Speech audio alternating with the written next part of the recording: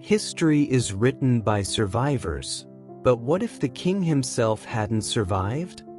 Imagine a world where Henry VIII, the young, charismatic, and impulsive prince, never ascended to the throne. In reality, his reign shaped England through dramatic religious reforms, brutal political maneuvers, and a succession of marriages that would alter the course of European history. Yet, if fate had intervened and the young king had been assassinated before his notorious reign began, the England we know would have been unrecognizable. This alternate history explores the political, religious, and cultural consequences of a Tudor line abruptly interrupted. Would England have remained Catholic? Could rival European powers have exploited the instability? How would the future monarchs, including Elizabeth I, have risen or never risen at all? The stakes are immense. Alliances, succession, even the age of exploration might have been radically different. To understand this, we must first step into the early Tudor court, where ambition and fragile alliances set the stage for a kingdom on the brink. On a cold morning in 1509, a single dagger could rewrite centuries of history. The young Henry Tudor, barely 18, stood at the cusp of his reign, full of ambition, charm, and a fiery temper that would one day define England. In life, he would become Henry VIII, the architect of the English Reformation, a formidable patron of the arts, and a king whose personal desires would shape a nation. In this alternate scenario, however, his bright future is cut tragically short before it ever begins. Henry's youth was marked by a vigorous spirit and a hunger for glory.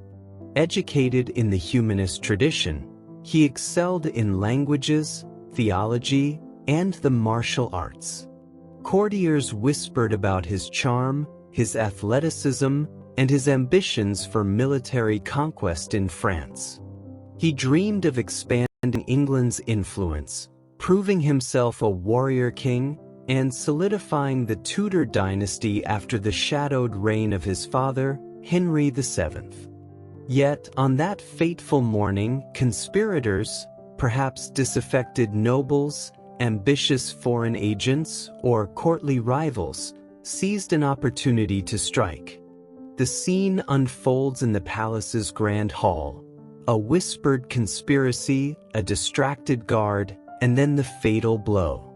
The young king collapses, and the court erupts into chaos. Immediate panic spreads like wildfire. Courtiers stumble through corridors, clutching letters of succession, while nobles hurriedly secure their estates and loyal retainers. The stability of the Tudor dynasty, a dynasty barely 2 decades old, is thrown into doubt. Who now holds the crown? Rival claimants emerge from shadowed corners. Distant relatives of the Plantagenets, ambitious dukes, and even foreign princes sensing weakness. The palace, once a symbol of royal authority, becomes a battleground of intrigue and suspicion. Key figures react with a mixture of grief and political calculation. Catherine of Aragon, betrothed to the young king, is thrown into uncertainty, her personal loss mingling with the political danger of a kingdom suddenly without its heir. Henry VII, if still alive, faces the terror of dynastic collapse, knowing that the security he had painstakingly built since the Wars of the Roses is now precarious. Thomas Wolsey, a rising star in royal administration, recognizes the opportunity to consolidate influence, but also the peril if the wrong faction seizes power. Nobles across England choose sides quickly, some rallying to the crown, others maneuvering for advantage, all aware that England teeters on the brink of civil unrest. Emotion ripples through the court, shock, grief, and fear mingle with the bitter taste of uncertainty. The monarchy, seemingly invincible, is revealed as fragile, dependent on the life of a single ruler.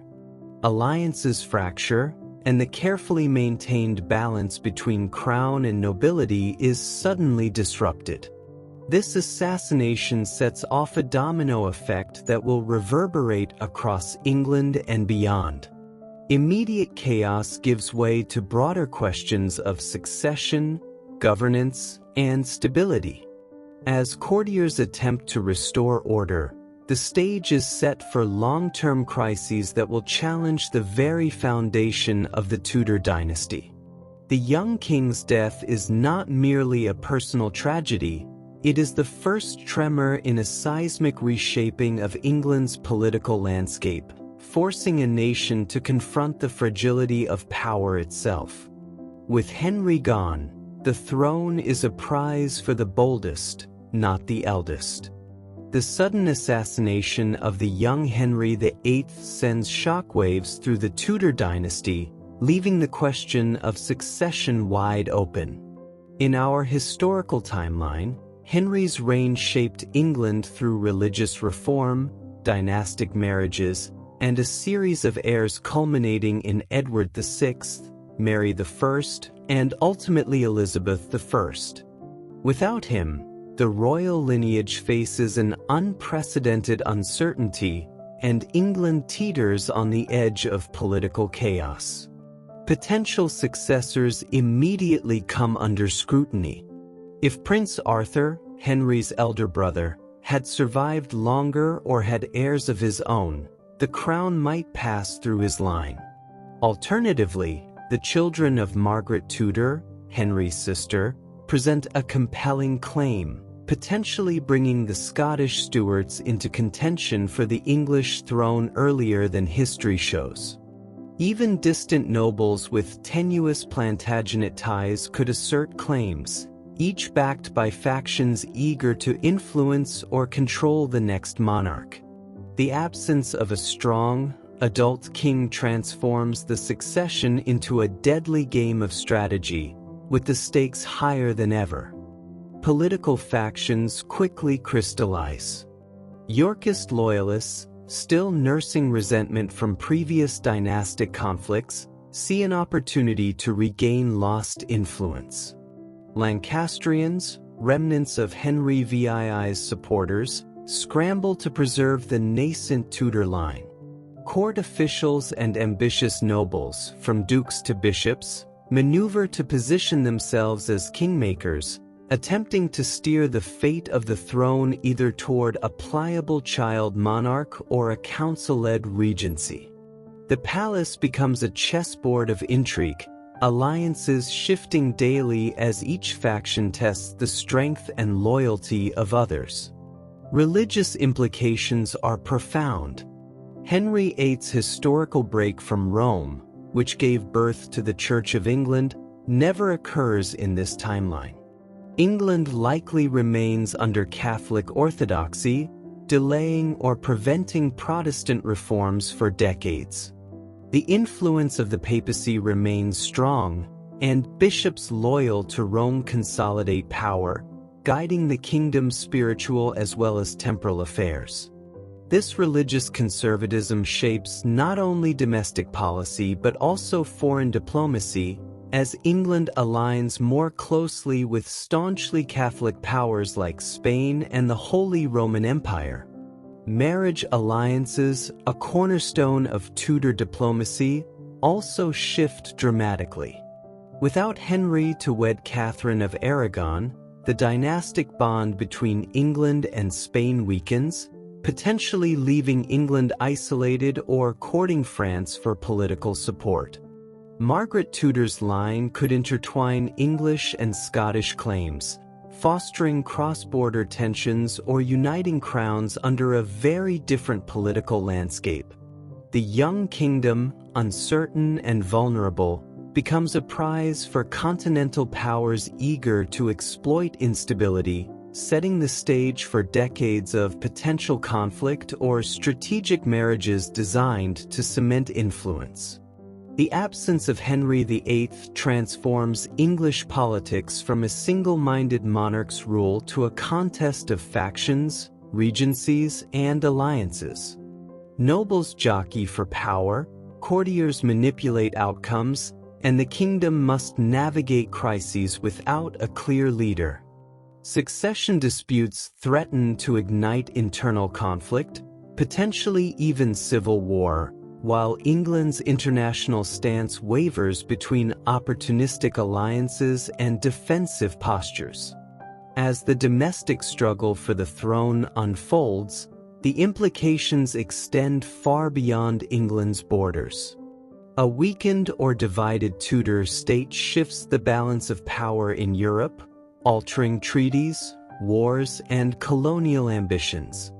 The instability at home delays major reforms, reshapes dynastic marriages, and introduces uncertainties that reverberate across the continent. What unfolds in England is no longer just a story of succession.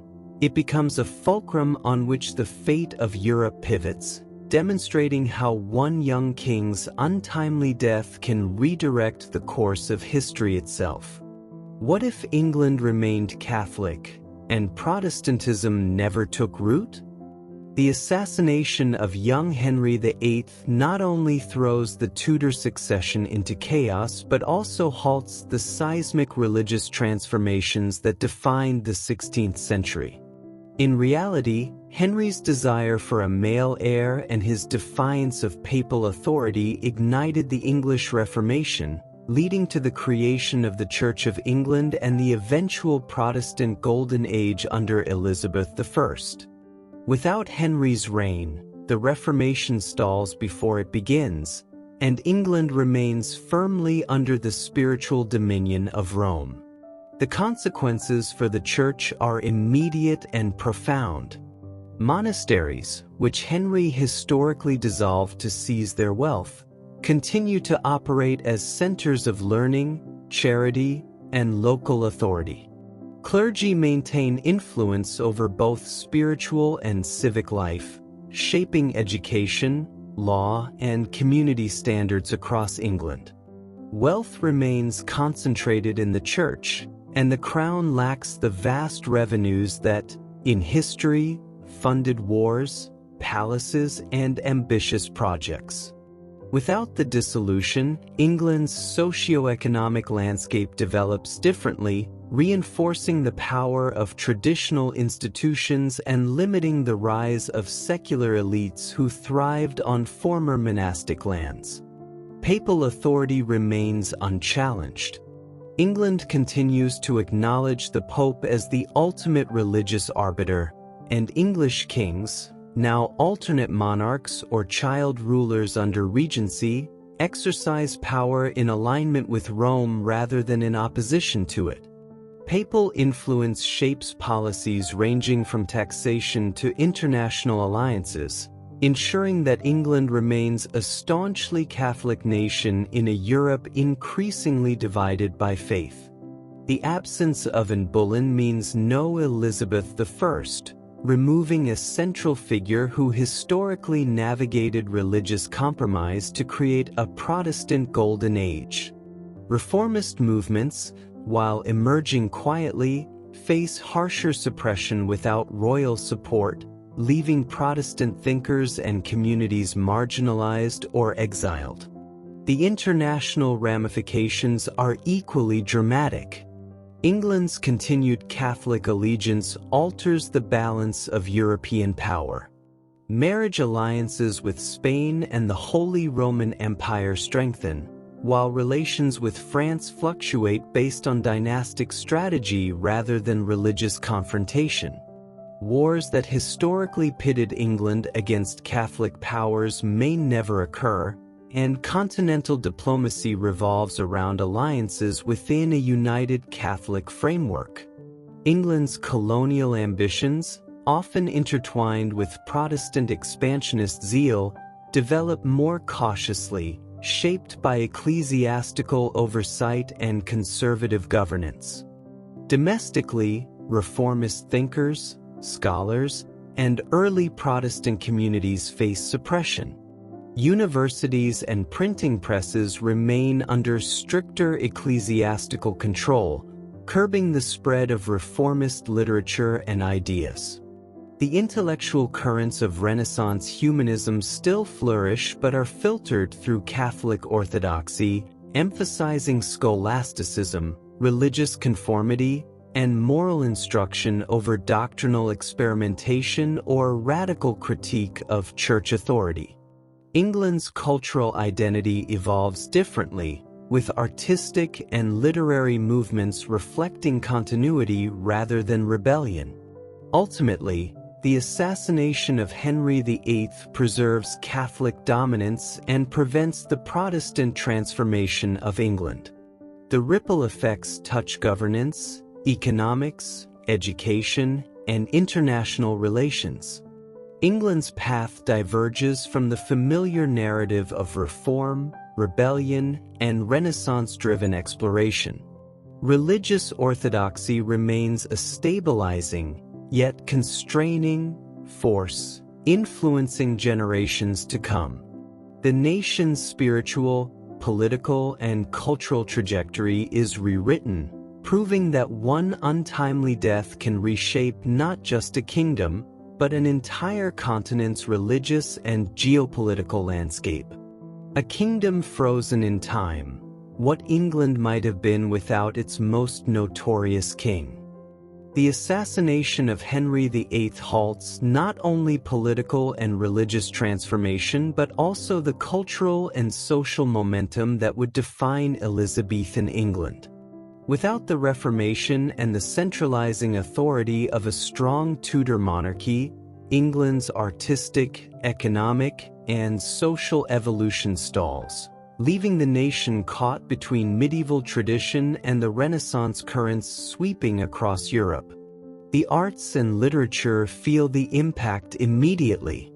In historical England, Shakespeare, Marlowe, and other literary giants flourished under the patronage of monarchs navigating religious and political upheaval. Without Henry's reign, the cultural foundations of Elizabethan patronage, funded in part by the wealth seized from monasteries and fueled by a confident, outward-looking monarchy, are weakened. Artists and playwrights rely on more conservative ecclesiastical or noble sponsorship, producing works steeped in religious orthodoxy rather than the dynamic exploration of humanist themes. The theatrical explosion that defined England's golden age is delayed or suppressed, leaving literature more provincial, restrained, and less innovative. Exploration and colonization take a different path. England's naval ambitions, inspired by Tudor maritime policy and competition with Spain, never fully ignite. Without a Protestant England eager to challenge Catholic maritime powers, expeditions to the Americas are delayed or reduced in scope.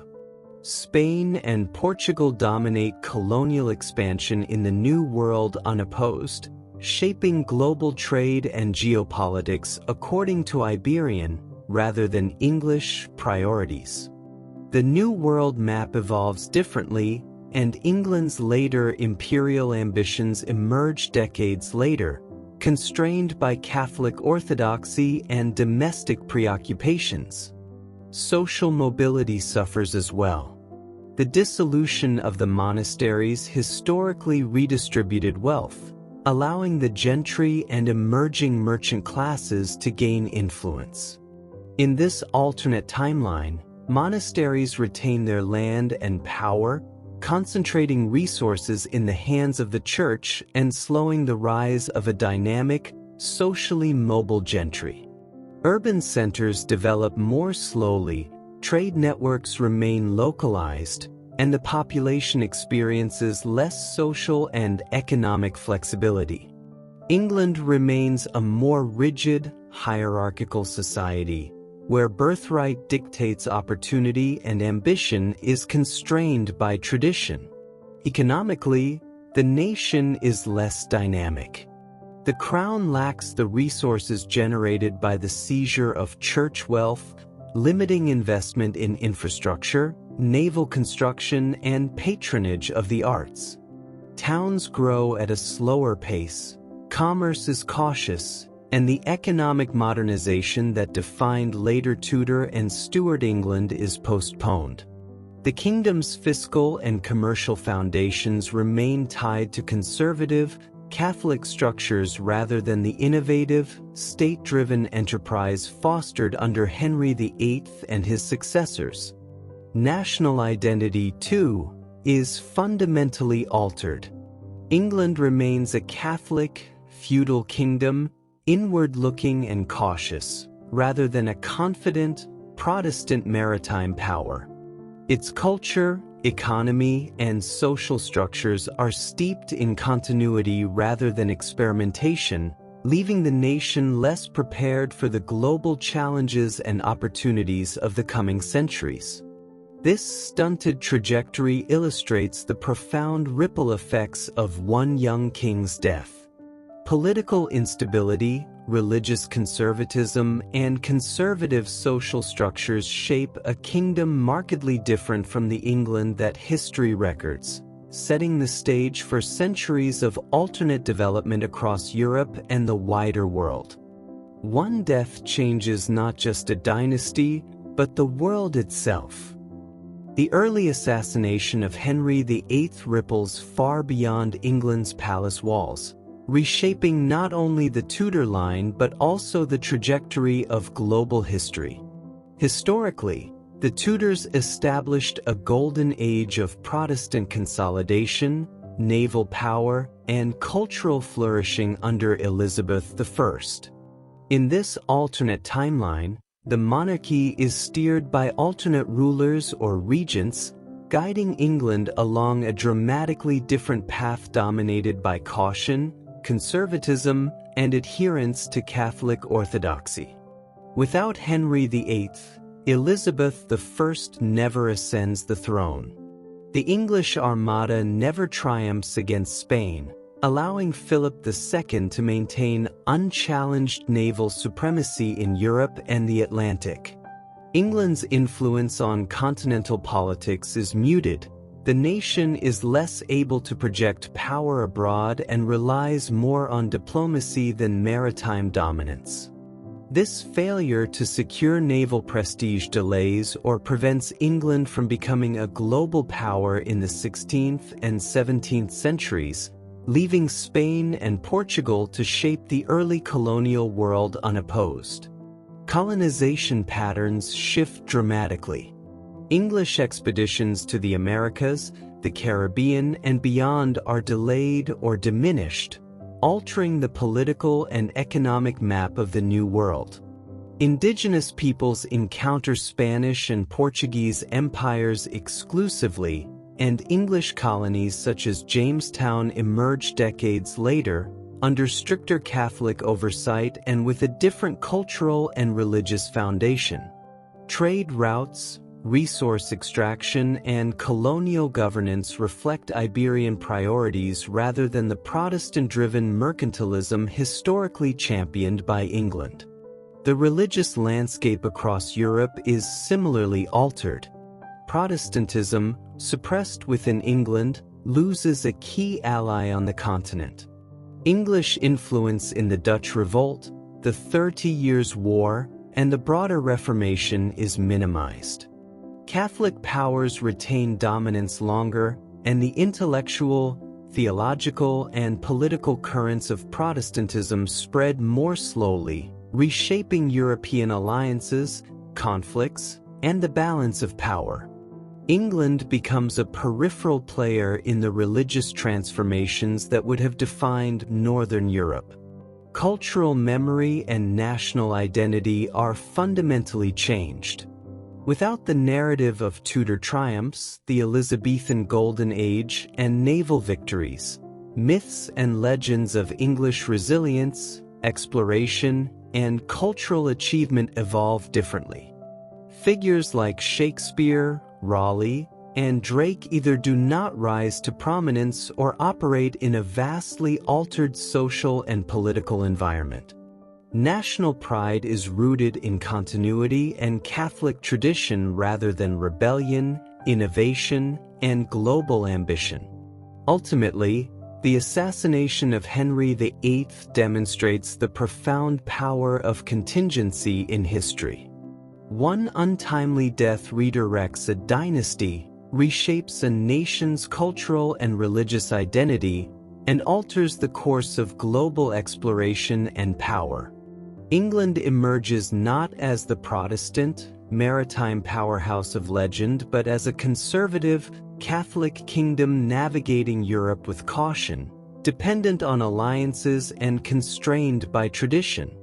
Centuries of political stability, cultural conservatism, and limited expansion replace the dynamic, reformist, and exploratory spirit historically associated with the Tudors, illustrating how singular events can redefine both the destiny of a nation and the trajectory of the world.